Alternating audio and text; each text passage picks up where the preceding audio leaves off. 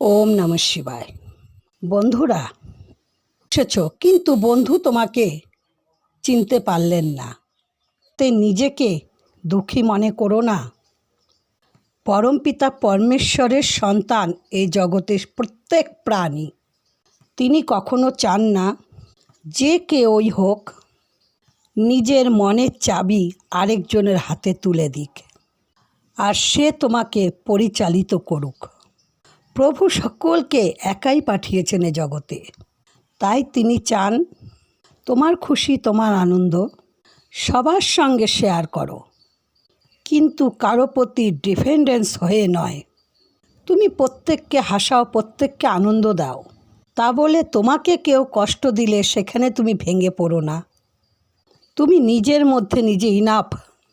অন্যে কী করছে তার দিকে ধ্যান দিও না, নিজেকে সর্বদা পজিটিভ রাখো।